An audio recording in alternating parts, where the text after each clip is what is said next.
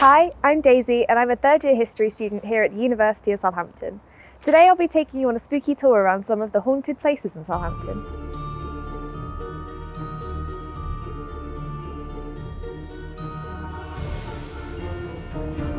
Firstly, we're here at a location you'll be very familiar with if you study history here at the Southampton, Avenue Campus. It's the main humanities campus here at the university. It comprises of many buildings and is supposedly haunted. In fact, according to The Telegraph, the University of Southampton came number 3 in the most haunted universities in the UK, and Avenue's a massive part of that. Avenue Campus was built in 1925 and it's served many purposes since then, from a grammar school to a prisoner of war camp to a military hospital after the D-Day landings. Lots of spooky goings-on have been recorded here at Avenue, mainly from security guards that work the night shift. Everything from footsteps in the hallways to furniture moving to more creepy tales have been reported here. In fact, one security guard reported that he was hearing creepy sounds coming from Avenue Cafe. He went to check them out, but they turned out just to be a drinks machine. However, when he turned back around again, he saw one of the doors closing by itself, making the signature sound that Avenue doors make. The story that freaks me out most was reported by a member of staff who supposedly saw hands creeping out from beneath a toilet cubicle here at Avenue, but there was no body attached. Next up is somewhere a little more unusual, but definitely worth a visit, God's House Tower. It was originally built as part of the God's House Hospital here in Southampton. However, in 1338, Southampton was attacked by France, and King Edward III decided to get the walls built around Southampton.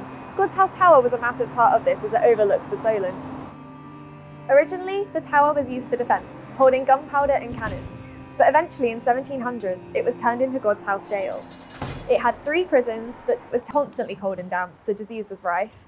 Also, prisoners were chained up and forced to do really heavy manual labour. Eventually, the prisoners were moved elsewhere, and it was used as a temporary mortuary before becoming a warehouse.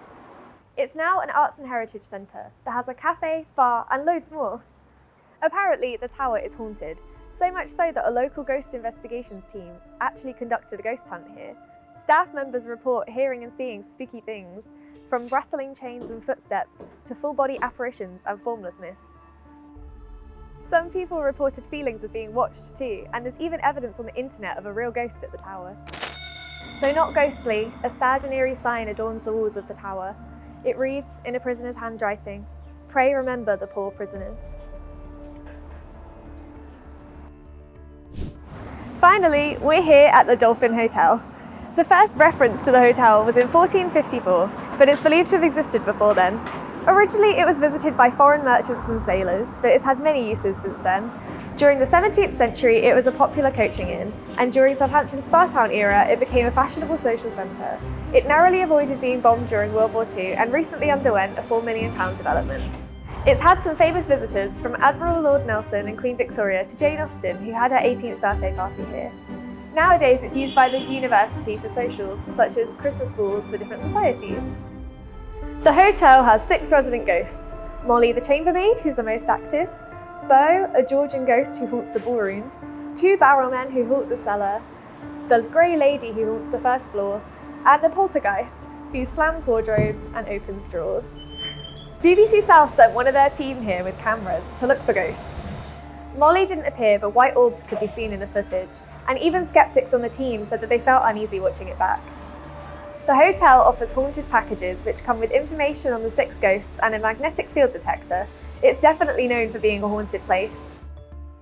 Whether or not these places are haunted is up to you, but there's so many more ghostly places to discover around the city. From the Tudor House Museum to the Royal Victoria Country Park, why not go and see what ghostly things you discover? Happy Halloween!